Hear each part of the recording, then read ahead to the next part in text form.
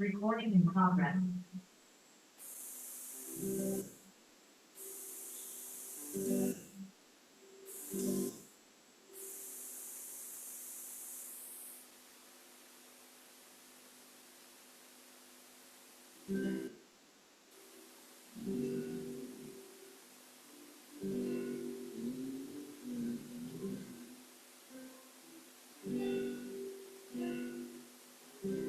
Jiwaku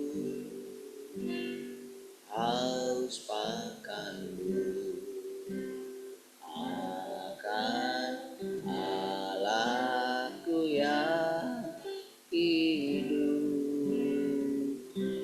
Tubuhku rindu padamu seperti rusa merindukan sungai yang berair.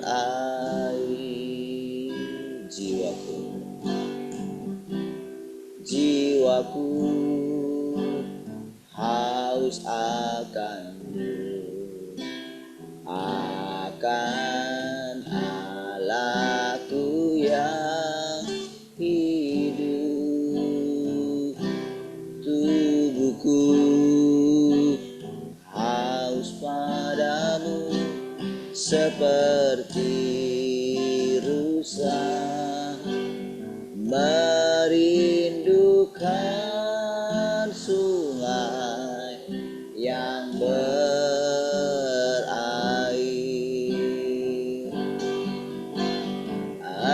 Engkaulah sungai kehidupan, semua hati yang dahaga Kau memberikan kehidupan yang selalu disegarkan.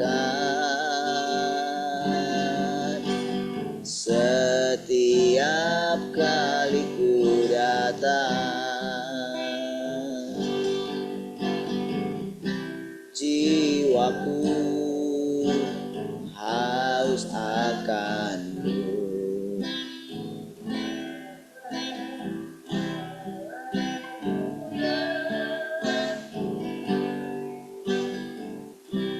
Tubuhku rindu padamu seperti susah merindukan sungai yang berair.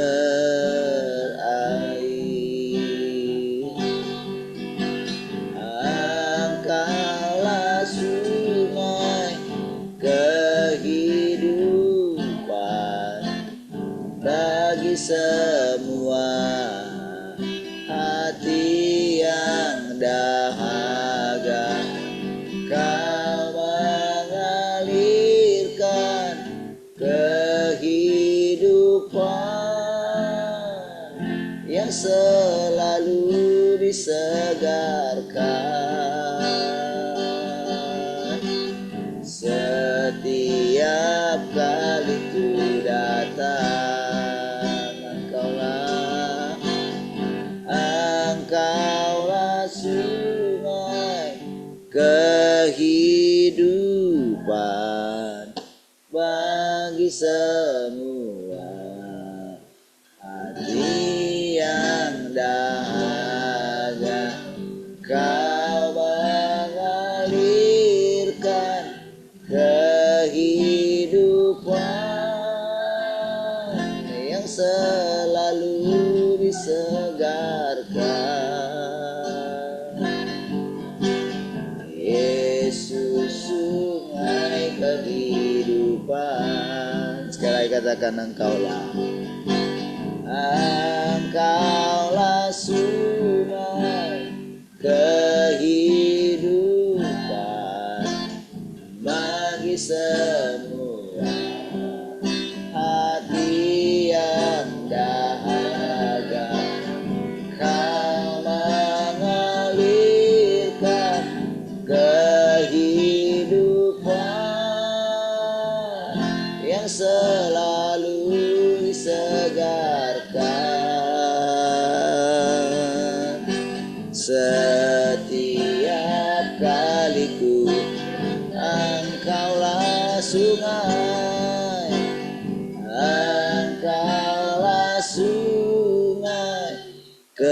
kehidupan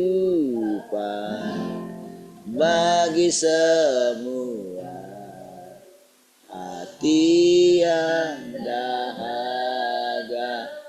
Kau mengalirkan kehidupan yang selalu menyegarkan. Yesus, sungai kehidupan.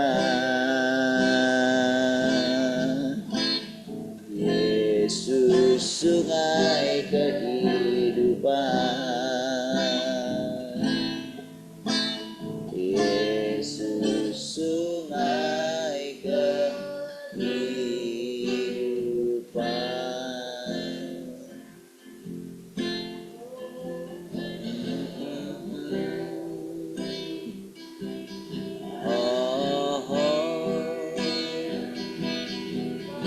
Kau selalu menyegarkan kehidupan.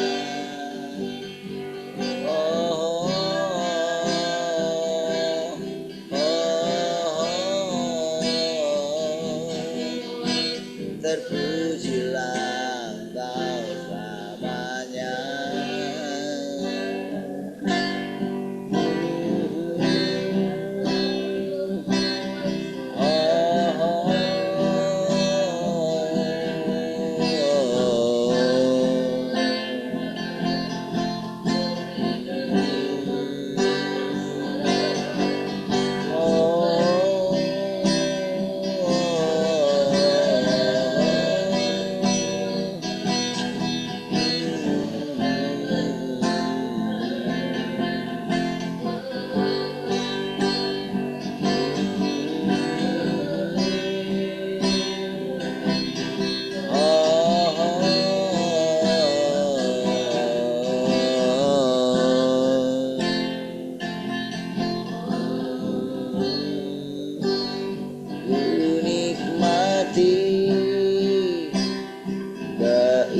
Keindahan dan keagungan-Mu, oh Tuhan.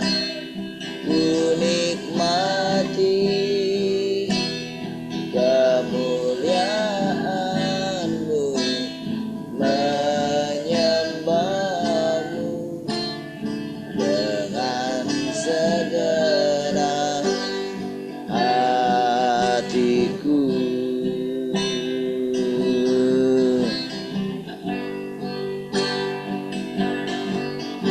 Rindu selalu bersama-Mu, tinggal di dalam kediaman-Mu, oh Tuhan. Sebab ku sukai hadirat-Mu,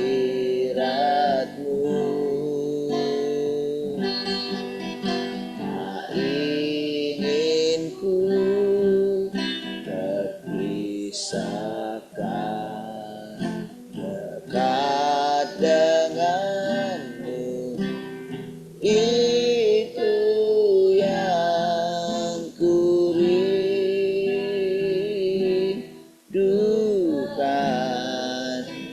Sebab ku dapati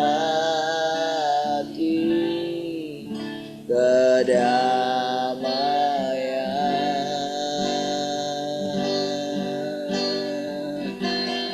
Mati keindahan dan keagungan-Mu, oh Tuhan. Ku nikmati kemuliaan-Mu, menyembah-Mu dengan segenap. Ku nikmati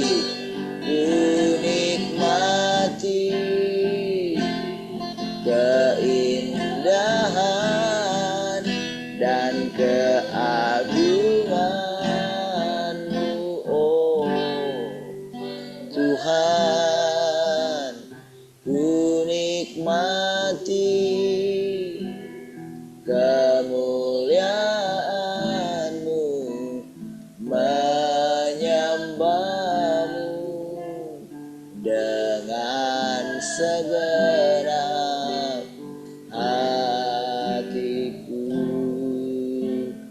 menyembah-Mu dengan segenap hatiku, menyembah-Mu dengan segenap hatiku.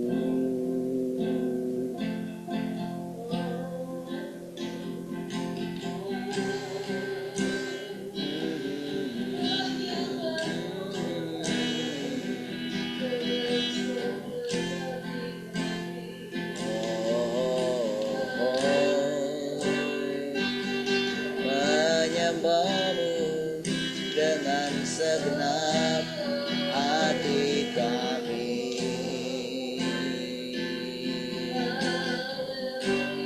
dengan segenap kekuatan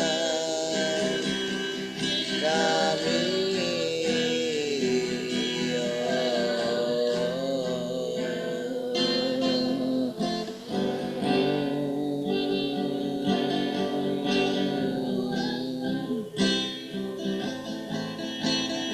Bagiku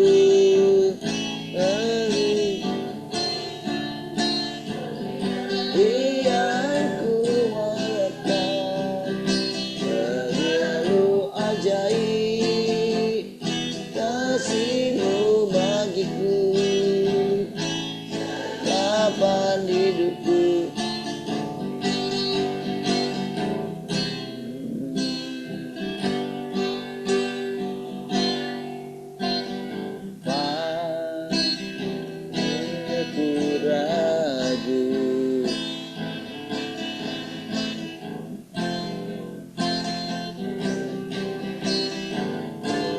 Segalanya apa tiada ku ragu.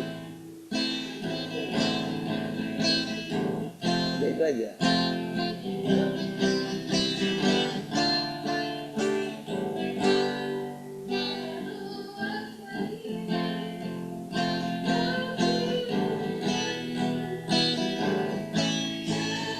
Dan hidupku lebih dari yang ku harapkan, terlalu ajaib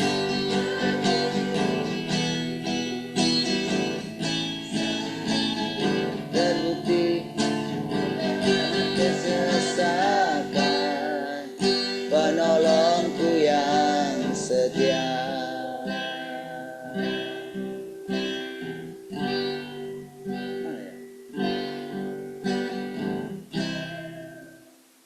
Terima kasih untuk kasih setia-Mu, melihara hidupku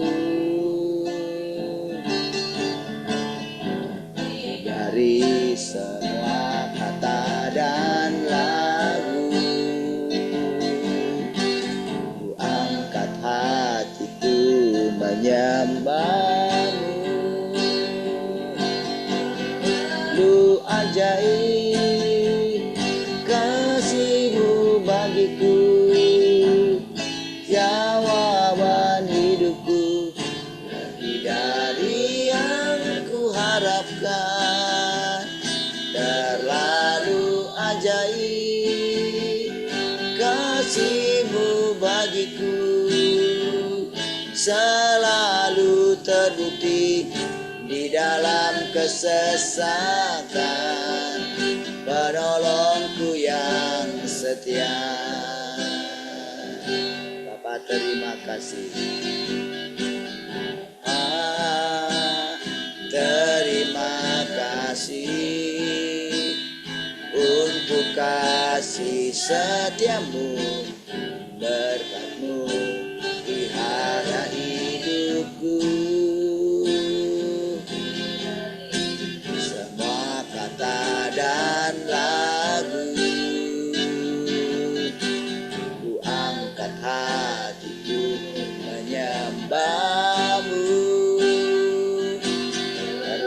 Selalu ajaib kasih-Mu bagiku, jawaban hidupku lebih dari yang ku harapkan. Terlalu ajaib,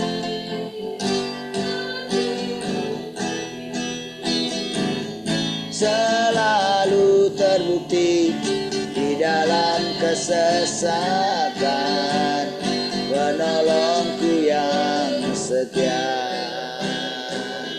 Terlalu ajaib kasih-Mu bagiku, jawaban hidupku lebih dari yang ku harapkan. Terlalu ajaib kasih-Mu bagiku, selalu terbukti di dalam kesesakan, penolongku yang, sekali katakan, terlalu ajaib. Terlalu ajaib kasih-Mu bagiku, jawaban hidupku lebih dari yang ku harapkan. Terlalu ajaib, selalu terbukti di dalam kesesakan, penolongku yang setia. Selalu terbukti, selalu terbukti, penolongku yang, katakan, selalu terbukti, selalu terbukti di dalam kesesakan, penolongku yang setia.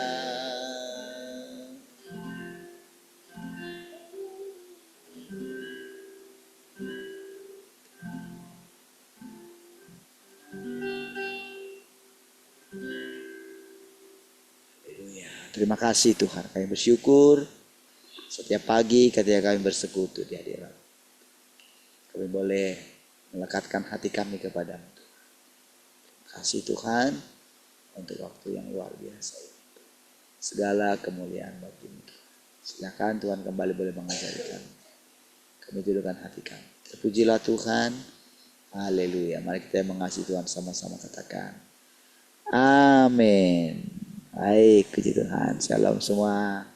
Selamat pagi.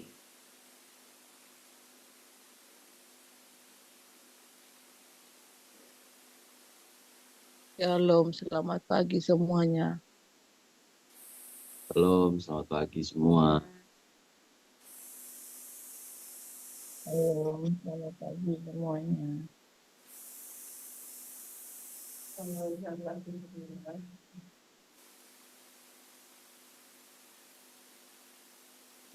Sudah semua? Shalom Mai, shalom Matian, shalom keluarga Glory. Jangan. Haleluya.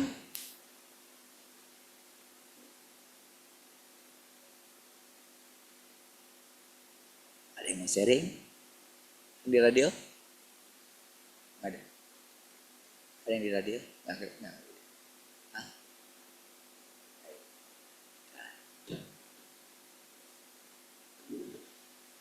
Haleluya. Yang mau sharing? Nggak ada?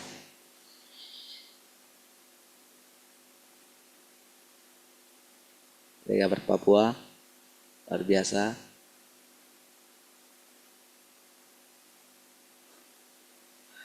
Baik, sudah. Saya share screen-nya.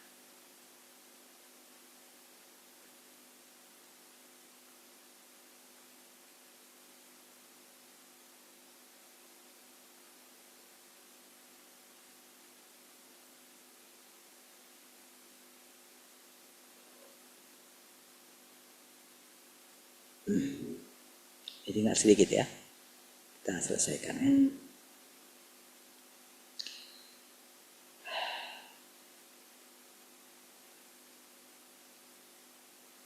Namun kita tidak boleh menggunakan gagasan dan pikiran kita sendiri untuk mengukur firman Tuhan.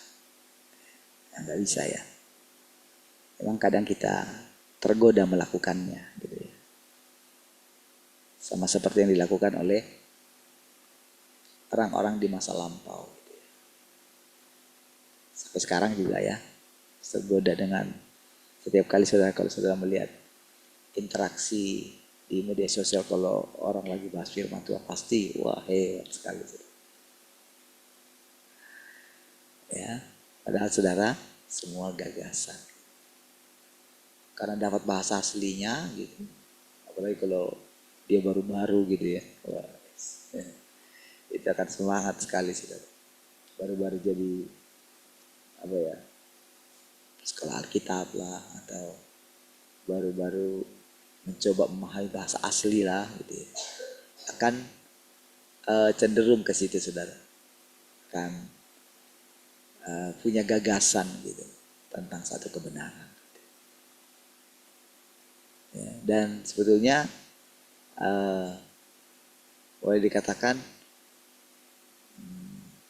tidak ada yang bisa menerima satu dengan yang lain. Sulitlah. Karena gagasan. Setiap manusia punya gagasan. Jadi kita tidak boleh menggunakan gagasan dan pikiran kita sendiri untuk mengukur firman Tuhan. Mengenai perkataan yang diucapkan Yesaya, bisakah engkau dengan kepastian mutlak menjelaskannya? Beranikah engkau menjelaskan perkataannya? Karena engkau tidak berani menjelaskan perkataan Yesaya, mengapa engkau berani menjelaskan perkataan Yesus? Ini mengacu kepada apa ya? Mengacu kepada apa yang diucapkan oleh Yesus tentang kedatangannya gitu. Yang dia bilang sebetulnya kan bukan Yesus, malaikat ya, dua malaikat yang mengatakan itu kan, yang menampakkan diri itu kan, yang mengatakan, kenapa hai orang-orang Galilea, kenapa kamu lihat ke atas? Bukankah dia nanti akan datang sama seperti ketika dia naik gitu. Ya. Beranikah engkau menjelaskan perkataan Yesus, perkataan Yesaya aja kamu tidak berani. Siapakah yang lebih mulia, Yesus atau Yesaya? Karena jawabannya adalah Yesus. Mengapa engkau menjelaskan perkataan yang diucapkan Yesus? Akankah Tuhan memberitahukan kepadamu terlebih dahulu tentang pekerjaannya? Enggak mungkin. Tuhan tidak akan pernah menjelaskan kepada orang yang sudah punya gagasan. Gitu. Orang itu harus dihakimi dulu. Gitu. Dan kalau orang itu belum layak untuk dihakimi, kan untuk seseorang dihakimi itu kan dia itu harus memenuhi standar gitu. Jadi dihakimi bukanlah suatu tingkat yang rendah loh. Gitu. Untuk seseorang itu mengalami penghakiman Tuhan,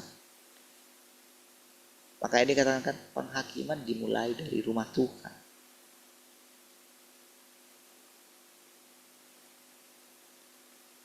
Kan dikatakan Tuhan yang kamu cari itu akan datang mendadak. Kan berarti kan orang harus mencari dulu. Kan untuk dia bisa mendapatkan yang paling pertama itu kan dia mesti tulus dulu hatinya. Begitu kan?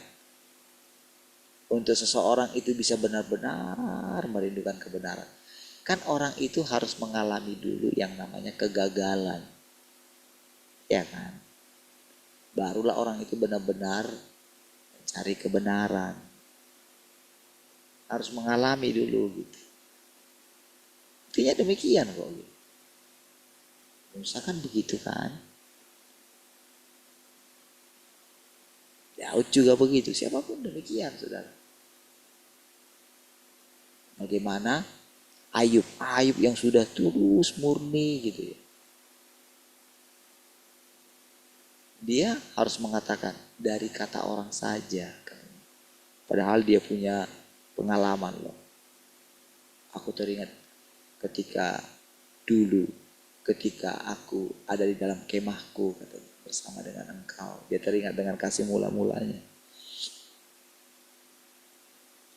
Tapi ketika dia melewati ujian itu saudara, barulah dia itu matanya terbuka.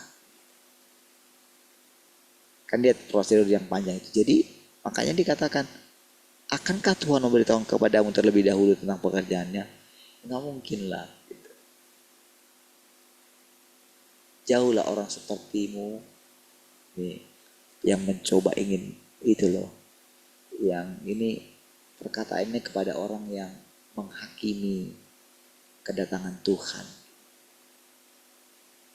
Yang menghakimi penampakan Tuhan. Nggak mungkin. Orang jenis seperti itu tidak mungkin. Jadi kalau kita termasuk jenis orang itu, jadi apa yang mau kita lakukan?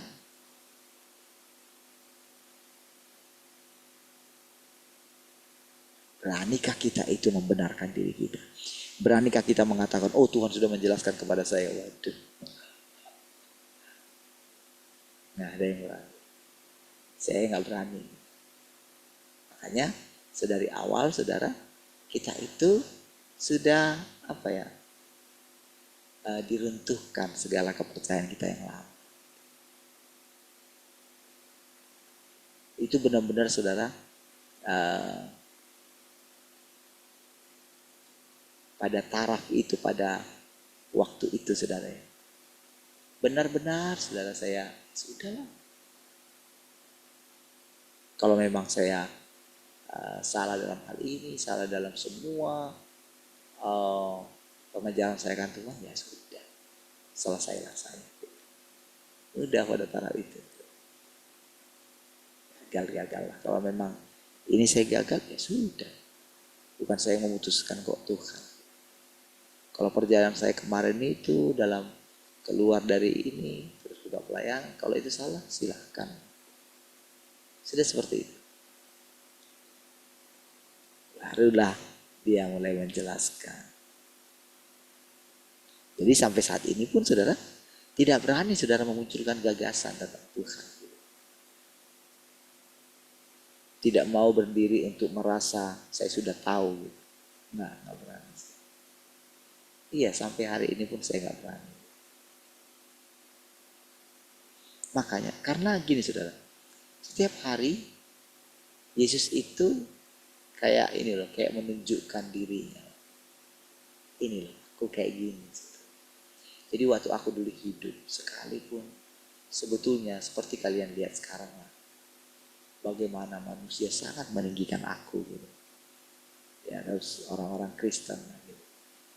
Tapi sebetulnya ketika muridku sangat bangga juga terhadapku gitu. Bahkan ekspektasi mereka terhadapku terlalu tinggi gitu. Tapi aku tetaplah manusia biasa. Dan aku harus jadi manusia biasa. Sekalipun aku sadar Bapakku itu hanya aku yang pernah melihat Bapak itu. Ya, nggak ada yang pernah melihat yang lain. Sekalipun dulu semua mungkin saya melihat penampakan Tuhan ini, enggak. Kebenarannya adalah tidak ada orang yang pernah melihat Bapa kecuali Anak. Itu kebenaran. Namun kita lihat bagaimana aku menjalani hidupku. Nah, jadi saudara, ketika Tuhan sering menampakkan itu malu sendiri saudara. Iya. Makanya saudara, para murid-murid itu pun ketika belakangan saudara, mereka itu malu saudara. Dengan segala ambisi yang mereka punya. Itulah sebetulnya yang dihajar dalam diri Paulus juga. Namun sulit sekali, saudara. Sulit sekali. Jadi kalau ada orang yang mengatakan berikutnya, seharusnya murid yang menggantikan Yudas itu adalah Paulus, itu juga gagasan, saudara. Iya. Karena kita temukan dalam kebenaran ini, saudara, ternyata Paulus itu sekedar pelaku pelayanan. Yang lain memang tidak disebutkan.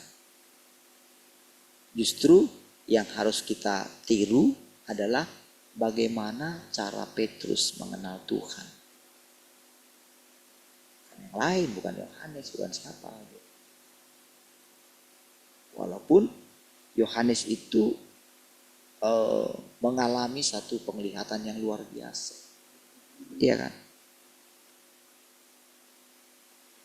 Dan kalau ada orang yang saya pernah baca, karena pembuat buku itu termasuk idola saya, Rick Joyner.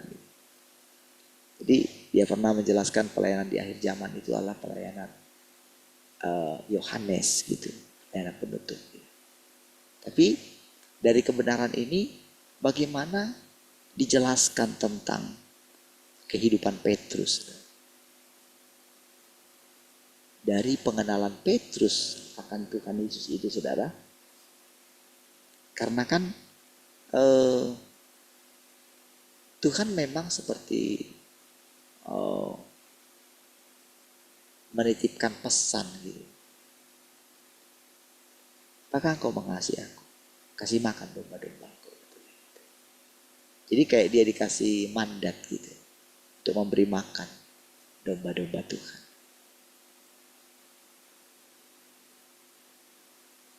Jadi saudara, dari dia tidak lagi, kan boleh kita bilang saudara, bahwa Alkitab itu, setelah ini nanti kita akan belajar tentang Alkitab. Alkitab itu, khususnya perjanjian baru itu kan dipenuhi dengan pengajaran-pengajarannya Paulus, saudara, surat-suratnya Paulus, saudara. Sehingga dia cukup terkenal, saudara, di dunia kekristenan, saudara.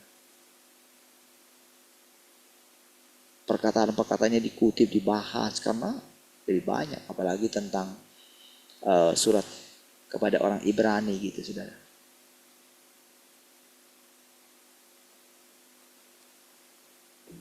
Itu sangat, ya mungkin pengajaran yang dalam lah.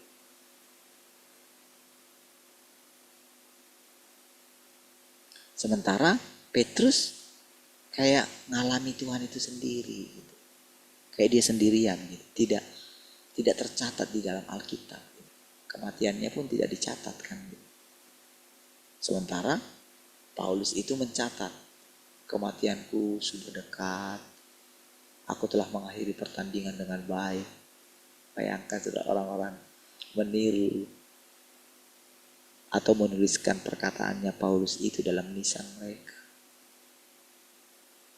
Iya.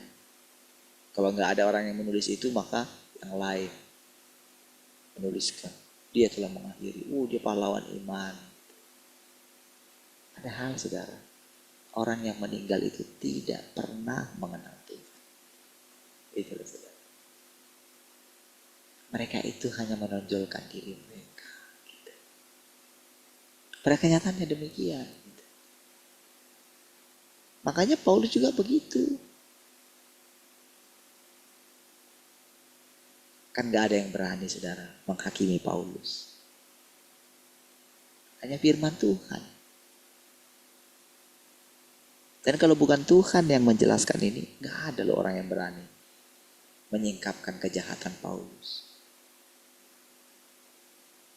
Karena Tuhan melihat nilai hati.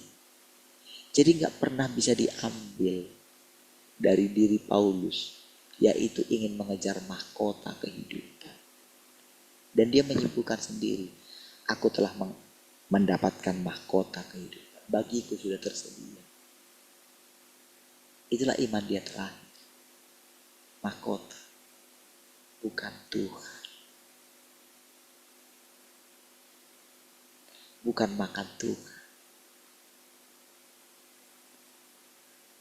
Coba lihat saudara, bagaimana kita itu sering saudara. Kenapa kita mengulang-ulang? Kamu mesti makan aku. Kamu mesti makan firman. Itu kan diulang. Dari ketika kita itu mulai terus mengulang-ulang perkataan itu, saudara. Tahu saudara apa yang sedang terjadi pada diri kita? Saya secara khusus saudara ketika merenungkan itu saudara, itu benar-benar saudara membuat gak ada lagi bangga dengan segala pencapaian apapun. Iya. Itu benar-benar saudara, hidupnya Yesus itu karena kita sudah sering makan dia ya. Jadi ngerti, oh ini artinya kenapa saya harus makan Tuhan. Ini artinya. Jadi kehidupan Yesus itu kayak terpampang jelas gitu. Kita jadi nggak berani gitu, menganggap kita itu sudah spesial, nggak berani lagi. Karena Yesus saja tidak seperti itu. Siapa kita dibandingkan Yesus? Apa hebatnya kita?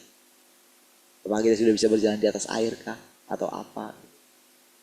Apakah kita sudah berani memberikan diri kita untuk disalib kah? Adalah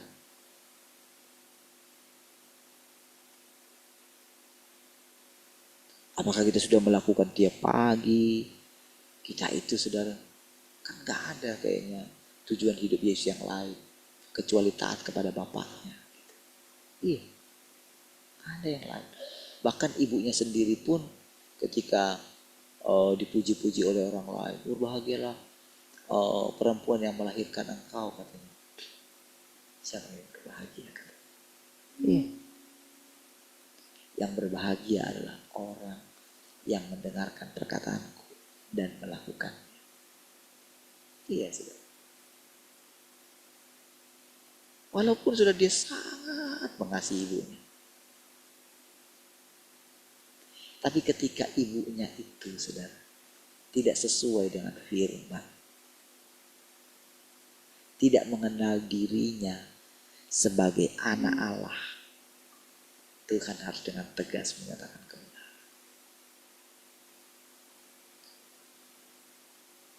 Ya. Makanya dia berani mengatakan, barang siapa mengasihi orang tuanya lebih daripada aku, dia tidak layak bagi.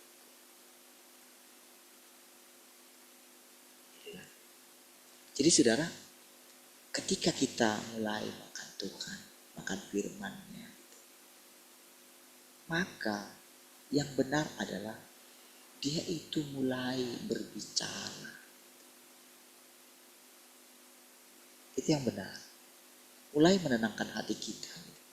Sudah, percayalah, aku bersama dengan engkau. Kata-kata penghiburan itu luar biasa. Iya. Kata-kata itu bisa kita pegang sampai kapanpun. Kita kan nggak tahu kan kehidupan kita yang akan datang. Yesus saja tidak mengetahui, tidak berani saudara mengklaim masa depan dia. Gak berani Yesus itu. Makanya kan di akhir ketika dia disalib itu kan, malah dia melihat bapaknya meninggalkan dia kan. Waduh, sempat juga dia, waduh, kok bisa kayak gini? Ya kan? Tapi segera dia sadar saudara, dia punya bapak.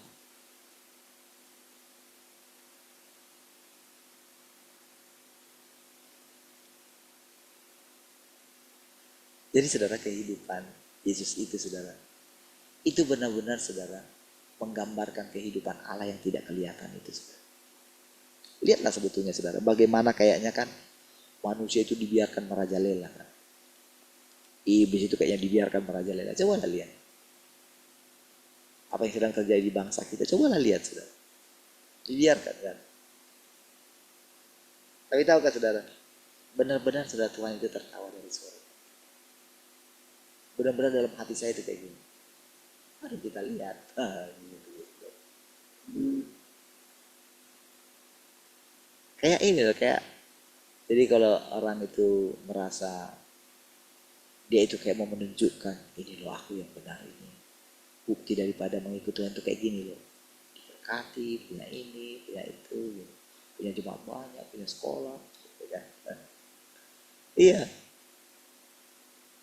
Kadang-kadang mereka terlintas saudara, orang-orang itu saudara, yang merasa pelayanan mereka luar biasa.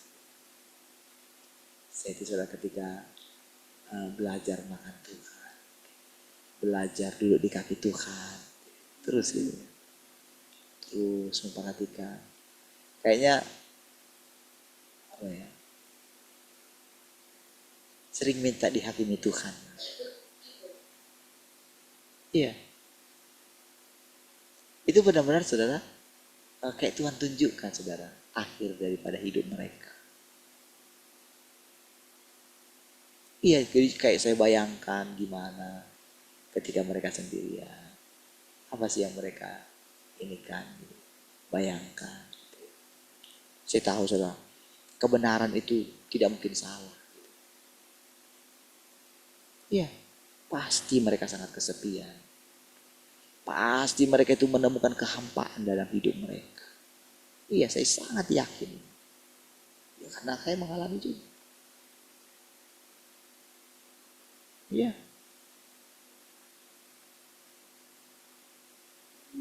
Bagaimana mereka berusaha pakai topeng gitu, untuk menutupi dirinya. Saya tahu. Dan pasti mereka tersiksa kan itu. Saya bisa lihat, saudara.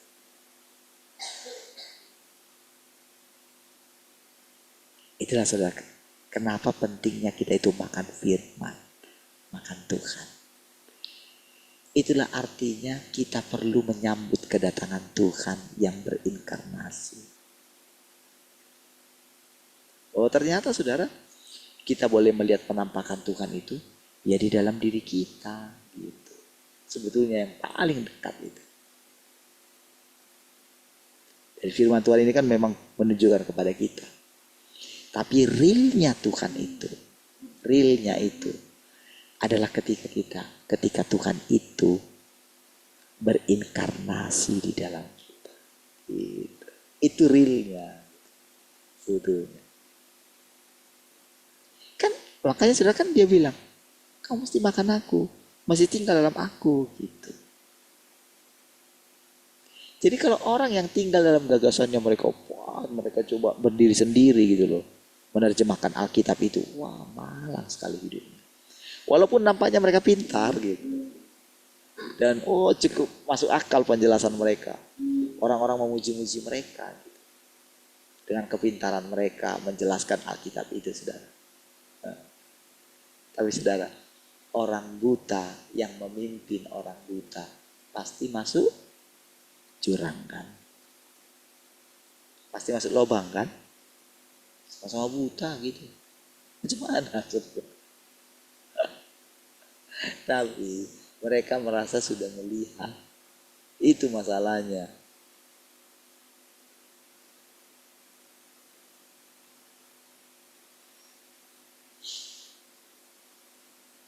Gak mungkin saudara bisa mereka melihat Tuhan. Gak mungkin saudara. Karena mereka gak berani saudara mengikuti Tuhan yang tidak bisa diprediksi. Mereka gak berani menanggalkan keegoannya. Itu loh saudara. Mereka gak berani menanggalkan reputasi mereka. Itu loh. Mereka lupa semua perkataan Tuhan. Gitu. Perkataan Tuhan itu jelaskan. Orang harus menyangkali dirinya. Gitu. Harus rela kehilangan nyawa. Pada kenyataannya mereka gak pernah rela kehilangan nyawa. Itu loh maksudnya. Jadi manalah mungkin. Mana mungkin mereka bisa melihat Tuhan. Gak mungkin.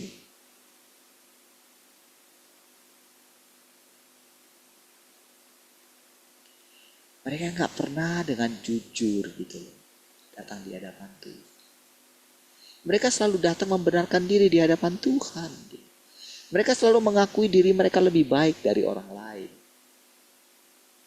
Mana bisa? Ada banyak politik di dalam diri mereka dari apa yang mereka lakukan. Jadi orang yang berusaha ingin baik kelihatan di hadapan jemaatnya, itu pembohong. Iya.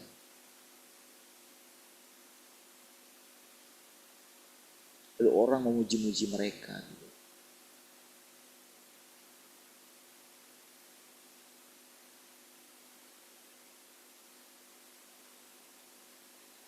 Kan para pembohong itu kan jelas sekali kelihatan gitu. Waktu kampanye gitu kan. Kita akan ini. Makan siang gratis. Akan kasih minum susu. Akan ini. Belum dilantik, saudara. Belum saudara. Mulai itu. Sudah berubah, saudara, dari makan siang ke sarapan pagi. Tahu lah, saudara. Beda sarapan pagi dengan makan siang. Tahu kan?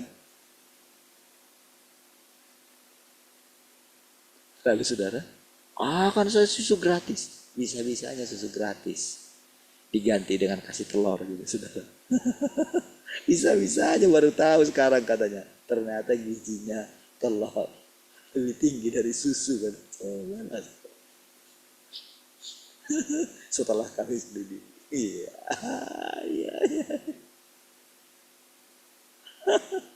Udah gitu, saudara. Belum lagi bikin coba masalah tapera lagi, saudara. Itu benar-benar, saudara. Iya, apa urusannya? Tapi mereka itu benar-benar loh, kalau lihat gitu kan, masih punya dalih gitu. Sudah terbongkar semua ininya, saudara. Tetap, saudara. Maka saudara, itu yang hatinya tergiur dengan segala itu, saudara, kan tertipu. Tapi kita tentu nggak akan kita bilang, oh mereka tertipu. Enggak. Bukan di situ masalah, Tuhan sedang singkapkan. Padahal kita merasa menyalahkan, oh kenapa kamu dipilih itu, silakanlah, enggak ada. Bukan itu masalah.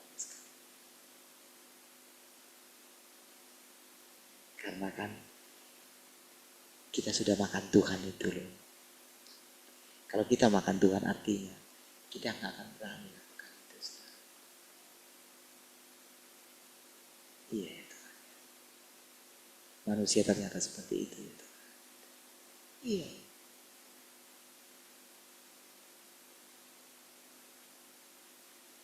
Di satu sisi saudara kita ingin menolong. Tapi saudara, memang benar saudara. Kalau Tuhan aja mereka tolak, jangan pikir kamu itu akan diterima. Tuhan sudah ditolak. Oke, sama seperti ketekunan Tuhan. Oke, Tuhan tekun memang. Iya, kita mesti tekun. Tapi Tuhan tahu siapa milik kepunyaannya. Dari sisi kita sebagai manusia, kita mesti terus karena kita merasa hati kita kan seperti Musa gitu. Janganlah Tuhan, lebih baik aku matilah.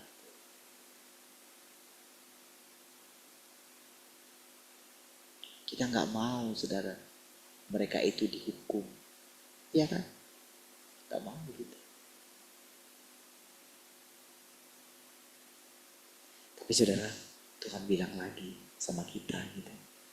Bukankah karena engkau mengalami penghakiman, makanya engkau bisa seperti ini? Iya kan? Cobalah bagaimana dulu orang menertawakan hidup kita, gitu. Menertawakan hidup saya. Lihatlah dia itu pemberontak. Gitu. Ya.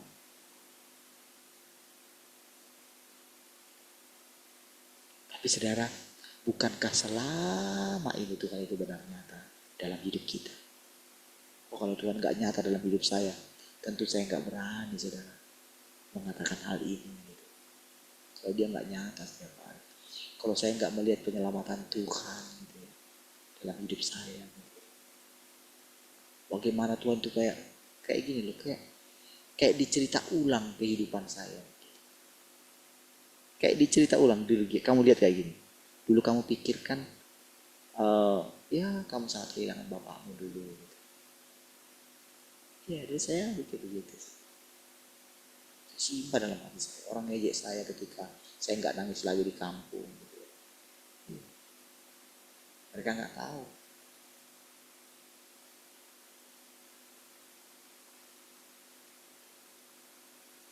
Namun saudara, ketika belakangan Tuhan mulai kayak tunjukkan, ini dulu bapakmu itu kayak gini dulu. Ketika kamu temani dia gitu, ke gereja itu. Gitu. Iya, saya itu benar-benar ketika dia cerita kepada saya pengalamannya gitu, dibaptis itu saudara, kan jelas. Jadi itu benar-benar saudara saya ketika saya mengatakan saya mengatakan bapak saya tidak mati gitu. Itu benar-benar saudara, saya merasakan saudara, bapak saya itu hidup. Jadi saya nggak merasa kehilangan bapak saya. Walaupun ya kuburan bapak saya itu terpisah daripada saudara-saudaranya gitu. Iya, karena itu kan cuma tanah. Sekarang sudah berubah jadi tanah. Di bapak saya bagi saya tetap hidup. Iya. Saya benar-benar saudara bersemangat melanjutkan hidup karena visi yang dilihat oleh bapak saya. Kira-kira kayak gitu yang Tuhan tunjukkan gitu. Lalu saudara, saya itu bisa melihat kalau saya sekecil itu pun iman bapak saya itu begitu menyemangati saya. Apalagi anak-anak saya yang melihat iman saya. Nah, gitu. Nah, kalau Tuhan berkenan, orang akan melihat Tuhan di dalam diri saya. Terpujilah nama Tuhan. Gitu. Oh, gak berani saudara meninggikan diri. Yesus saja gak berani meninggikan diri. Masa saya berani? Ya kan? Apakah saya mati untuk Tuhan? Mana mungkin bisa. Tuhan yang mati untuk saya. Itu betul. Bukan saya yang, saya kemana pun aku pergi, aku akan berikan nyawa aku baginya. Nanti saya sama seperti Petrus lagi. Dan Tuhan sudah buktikan toh. Tuhan sudah tunjukkan. Jadi saudara, apa yang kita alami, saya dalam hati saya itu tiba-tiba Tuhan bilang kayak gini, kayak Tuhan gambarkan ini loh, kehidupan kalian itu kayak gini. Jadi kayak Tuhan tunjukkan ini loh, sebetulnya semua kita yang ada di sini sudah mulai melihat itu. Tadinya saya tak pernah bisa membayangkan kalau saudara pun bisa sama-sama melihat apa yang saya lihat. Gitu. Sulit saudara untuk bisa membayangkan itu dulu. Iya. Tapi sekarang saudara, saya boleh merasakan apa yang saya rasakan itu, apa yang saya lihat itu pun saudara sudah melihat. Dan ketika saya mengalami kemerdekaan di dalam hidup saya, saudara, orang-orang yang ingin kaya akan ngejek kita, akan ngejek saya. Kau berusaha, dia akan biasa meninggalkan kita. Tapi saudara, Tuhan akan buktikan. Ketika waktu berjalan terus ini saudara. Iya. Lihat kan bagaimana kita tidak takut dengan sakit penyakit apapun kan. Dengan wabah apapun. Apakah saudara masih takut? Ya kan? Apakah saudara masih takut akan hidup saudara? Masih takut akan kehilangan nyawa? Saya rasa tidak. Karena apa? Tuhan sudah mulai nyata menampakkan diri kepada saudara. Begitu saudara kayak bosan dalam hidup saudara, tiba-tiba saudara ingat Tuhan, semangat lagi. Gitu kan? Saya ngalamin itu terus saudara. Jadi kalau saya ngalami seperti itu, saya yakin saudara akan ngalami juga. Iya. Karena sedikit saja kita berikan perhatian kepada Tuhan. Wah, dia itu sudah sangat senang sekali. Memang itu yang dibutuhkan dia. Karena kita kan beralih dari hidup sementara kepada hidup yang kekal. Iya kan? Makanya dia ingatkan kita, kesusahan sehari cukuplah untuk sehari. Kamu tidak bisa menanggung. Karena kesusahan setiap hari itu punya kesusahannya sendiri. Nah, kita dilatih dengan itu. Makanya sudah setiap hari ketika kita mengawali satu hari, ketika dia memperkenalkan dirinya dia yang selalu baru, oh kita ini plong rasanya saudara. Jadi kita nggak perlu saudara membayang-bayangkan kesulitan yang kemarin. Jangan mau. Karena Tuhan selalu baru setiap hari. Tuhan bisa mengubah keadaan Israel yang pada waktu itu kelaparan hanya dalam satu malam. Tiba-tiba harga berubah. Ya. Dalam satu malam. Yang tadinya harga apa itu ya? Harga kotoran apa itu ya? Kotoran merpati itu mahal sekali gitu. Kotoran bayangkan mahal gitu. Apalagi makanan gitu. Dalam satu malam bisa berubah. Satu malam. Dan ceritanya pun aneh. Itu 4 orang yang sakit kusta itu kan. Tadinya kan Tuhan sudah buat para penjara itu kan. Sudah buat mereka itu, wah kayak senang mereka gitu. Si 4 orang ini karena sudah kelaparan itu saudara. Waduh, kita pergi ke tempat musuh pun kita mati daripada kita mati kelaparan. Mending kita pergi ke tempat musuh aja saudara. Ternyata ketika mereka pergi ke situ, Tuhan membuat langkah dalam mereka itu seperti pasukan Israel. Wah, ternyata mereka melihat mereka sudah lari tunggang langkah. Dan semua harta itu, semua makanan, persediaan makanan, semua itu mereka tinggalkan. Pasukan Aram itu. Wah, waktu mereka mau bawa, tiba-tiba mereka teringat gitu. Waduh, kalau kita nggak kasih tahu ke rakyat ini, waduh kita bisa kena nanti ini katanya. Udah ambil dulu untuk kita katanya. Baru kita kasih tahu. Waktu dikasih tahu saudara, di situlah mereka ambil semua dan apa yang terjadi. Tiba-tiba karena bahan makanan berlimpah, ketika mereka jual, ya pasti jadi murah dong. Saya jadi teringat saudara. Di pasar jodoh itu saudara. Kata istri saya sudah bisa gini. Jadi pagi-pagi bisa harga cabai itu masih 80.000. Gitu kan.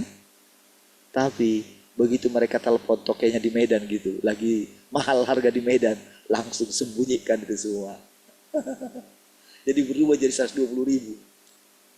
Tapi begitu melimpah mereka telepon. Wow, mereka keluarkan lagi. Bisa jadi berapa harganya.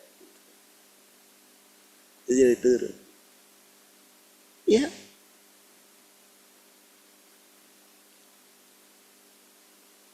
Saudara, ketika Tuhan mengatakan itu saudara ya. Ketika Tuhan mengatakan kesusahan sehari cukuplah untuk sehari. Ketika Tuhan memperkenalkan dirinya sebagai Tuhan yang selalu baru setiap hari saudara. Waduh. Rasanya itu hati saya itu senang sekali saudara. Mengetahui kebenaran itu saudara. Iya.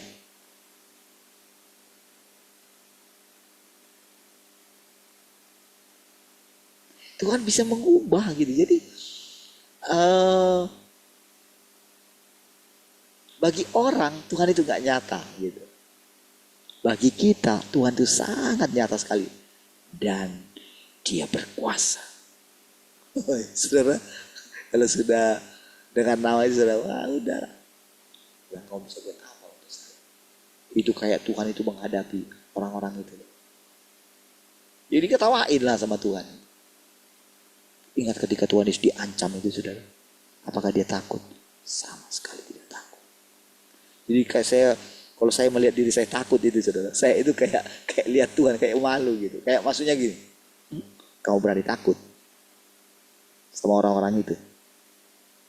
Kalau kamu takut, berarti kamu bukan muridku. Wih, itu loh, kayak kayak kayak punya kayak gitu saya saudara. Mereka bisa buat apa-apa? Bukankah kalau mereka menyentuh engkau, mereka menyentuh aku? Itu kepercayaan itu kuat sekali saudara saya. Jadi kalau sudah dalam taraf kayak gitu saudara, makanya ketika rasanya surat itu yang datang dari bank itu saudara, yang kayak mau bikin pelangi itu saudara, oh itu benar-benar saudara saya ketika itu rasanya mengintimidasi saya karena saya pampangkan di lemari saya gitu, itu bikin di situ. Dia kayak raksasa dia. Ketika saya rasanya nggak mampu bayarnya gitu, bayar kau, gitu saudara. Kau cuman kertas gitu. Itu karena apa saudara? Itu karena apa saudara? Yakin itu Tuhan itu ada, Tuhan itu nyata. Jadi saudara menghadapi banyak penderitaan di waktu yang lalu itu ya, sudah melewati gitu. Dan kalau boleh lihat sekarang gitu, ya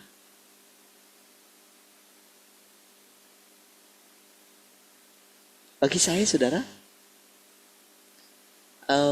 pengalaman bersama dengan Tuhan itu cukup nyata sekali. Jadi saya sangat yakin saudara, ketika semua kita melewatinya, menjalaninya, saya sangat yakin saudara, Tuhan itu secara spesial akan menuntun saudara. Iya, itulah artinya Tuhan itu ada di mana-mana. Jadi karena dari pengalaman saya bersama dengan Tuhan itu, bagaimana bisa lolos dari hari ke hari gitu. Makanya berani saya mengucapkan sesuatu kepada saudara. Berani cerita. Dan saya yakin saudara, Tuhan yang sama yang sangat mengasihi saya gitu. Tuhan yang sama sangat mengasihi saudara. Makanya saudara, dia senang dengan persekutuan ini. Dia senang berlama-lama dengan saudara. Iya. Dia senang ketika saudara itu sendirian bersama dengan dia. Sudah. Udah kamu duduk aja di kakiku, lihat nanti. Aku yang kerjakan semua satu demi satu. Iya loh, benar terbukti loh saya lakukan hanya seperti itu saudara. Iya. Saya benar-benar hanya datang. Bahkan sering itu saudara, ketika datang pun saudara, kan namanya saudara, gimana loh rasanya kita itu sendirian di satu ruangan gitu. Kan hanya saya dengan Tuhan yang tahu saya di sana. Iya kan? Ketika misalnya saya kayak gini, saya nggak ketemu lah namanya, apalagi kalau ngantuk kayak gitu kan. Gimana saya ketemu gitu? Ya tidur lah gitu. Tapi yang itu pun dihargai sama Tuhan. Iya, jadi dia lihat hati kita itu yang rindu.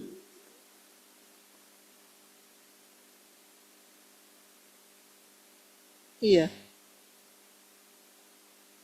Jadi kalau ingat, kalau Tuhan itu nggak punya rumah gitu ya, nggak punya tempat untuk meletakkan kepalanya, itu kadang saya gini, malu sih Tuhan. Sama kayak itu loh, kayak Daud itu kan, dia tidur di istana gitu, tiba-tiba saudara dia itu jadi begitu, dia ingat hatinya gelisah terus, tabut Tuhan ada di luar ya.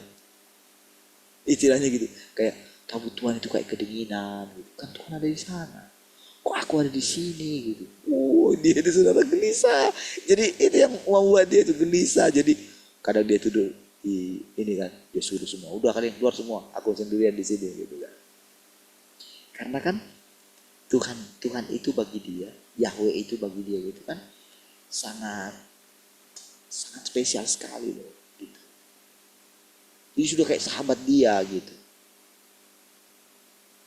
Makanya soal itu dipikirin dia terus. Jadi waktu dia tidur di di kasurnya gitu kan, ya anggaplah kayak kasur gitu. Jadi ketika dia, aduh kayak Tidur di bawah dia, gitu. Di lantai gitu.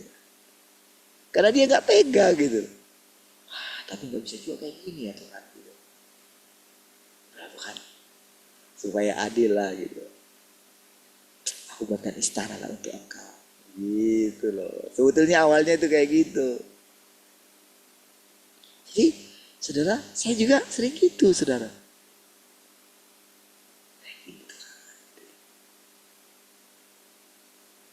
Tapi saudara tahu kan saudara, Tuhan itu apa ya? Memang dia itu kayak bapak kita gitu. Kayak kita lah kalau kita ini sebagai bapak sekarang sudah jadi bapak gitu, jadi bapak. Kalau lihat anak kita itu rasanya kan kita itu pokoknya apa yang mungkin enak menurut kita itu kan pasti kan kita nggak mau kita makan sendiri. Gitu. Bahkan kita rela udahlah untuk kamu lah.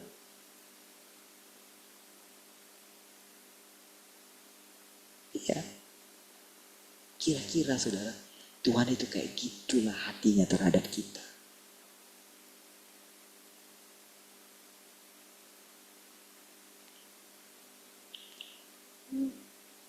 Mari kita lihat saudara.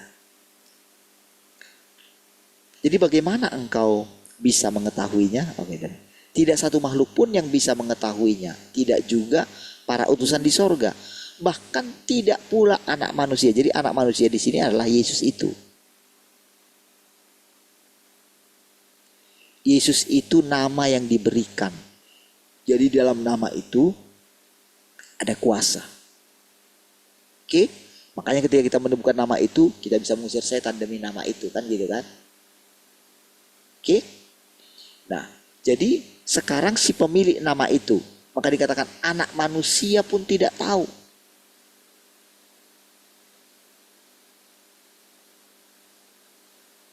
Makanya jadi ketika Yesus mengatakan, jangan desak aku untuk menceritakan apa yang tidak ku ketahui. Kalau aku bilang aku tidak tahu, hanya Bapa yang tahu, itu kebenaran. Kedengaran kah suara dari luar? Suara hujannya kedengaran kah? Suara hujan nggak kedengaran ya? Oke, baik. Kalau nggak saya matikan di sini.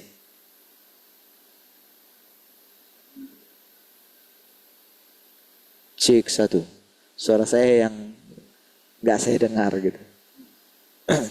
Suara saya jelas ya? Oke, baik. Mari kita lanjut.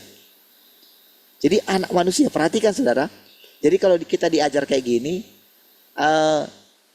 dengerin aja. Karena yang diinginkan Tuhan dari kita itu cukup mendengarkan. Dengarkan dulu gitu.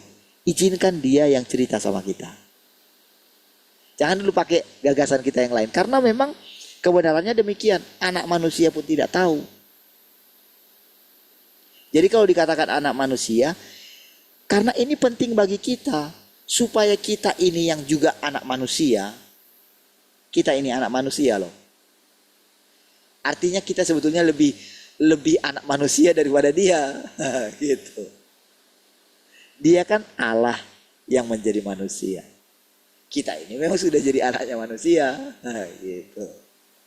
Kalau dia kan anak Allah sebetulnya. Aslinya dia kan anak Allah. Ya kan? Cuman dia harus jadi anak manusia. Oke?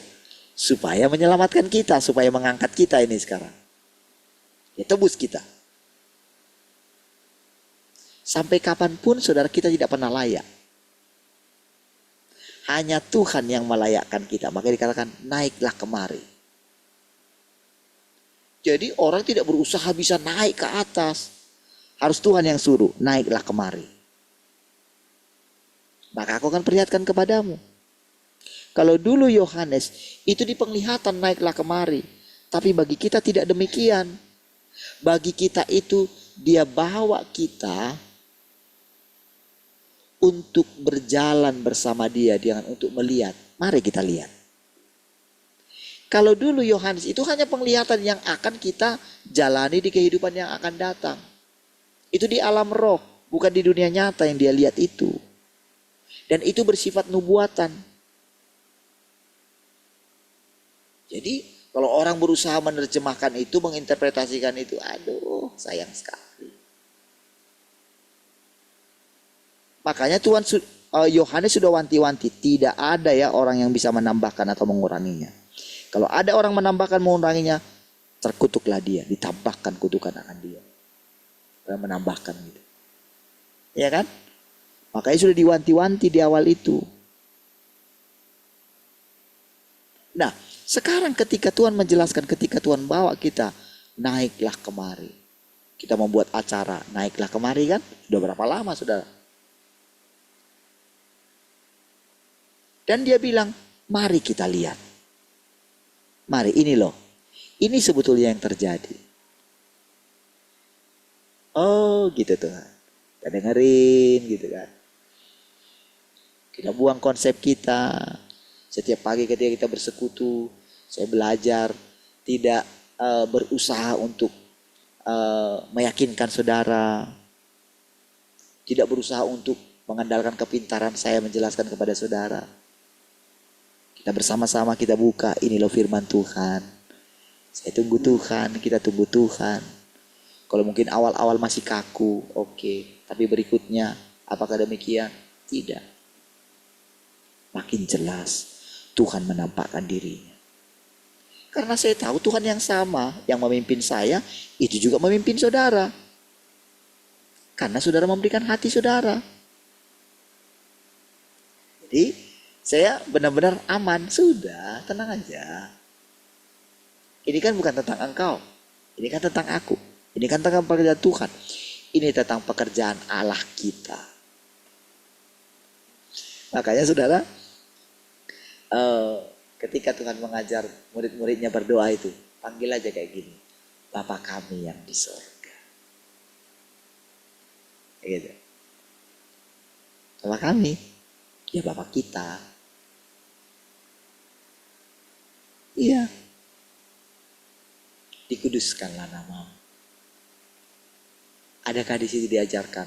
Diakhiri dengan akhirilah, sebutkanlah namaku 3 kali. Itu adakah kayak gitu? Nggak ada kan? Lalu akhirilah doa Bapa kami itu dalam anakmu. Adakah kayak gitu? Nggak ada.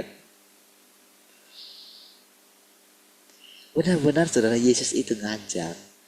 Dia itu membawa kita kepada Allah yang tidak kelihatan itu. Iya. Nanti aku akan bawa. Jadi ketika kita nanti sudah makan sama-sama, aku akan bawa Bapak itu bersama-sama dengan kita. Bersama-sama dengan kamu. Wah.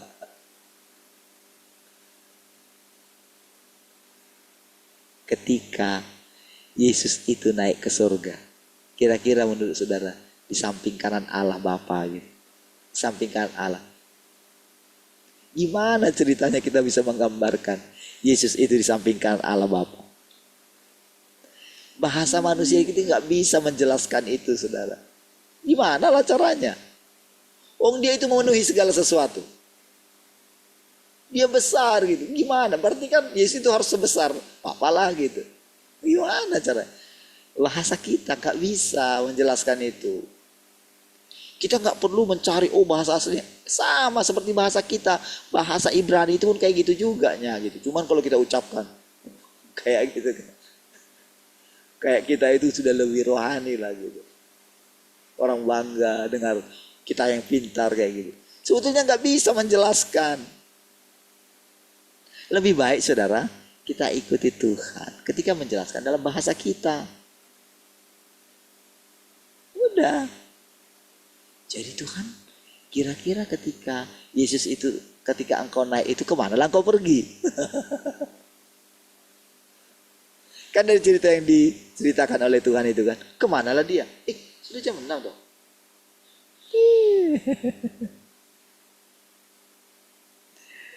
Baik saudara, ternyata nggak selesai ya. Saya selesaikan ya, udah mau selesai nih. Betapa kurangnya manusia yang terpenting bagi engkau semua saat ini ialah mengetahui ketiga tahap pekerjaan.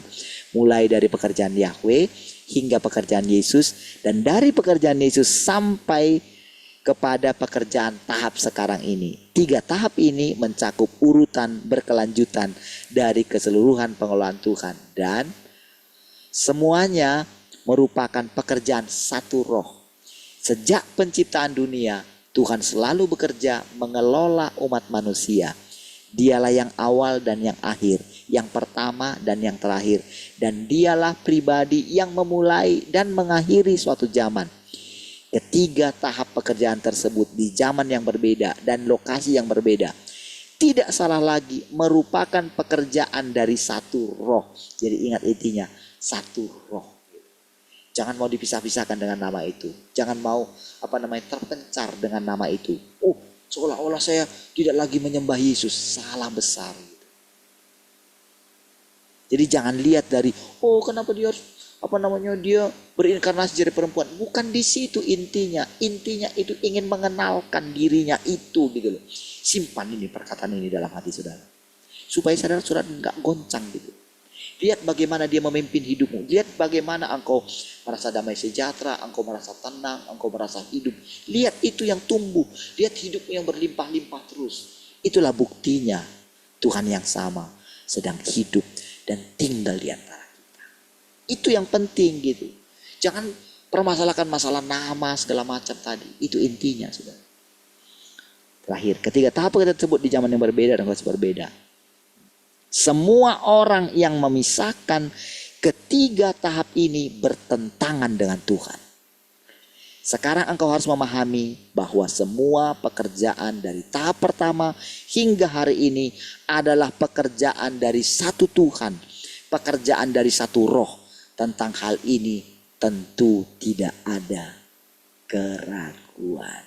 Lihat saudara. Lihat saudara bagaimana detail dia menjelaskan itu saudara.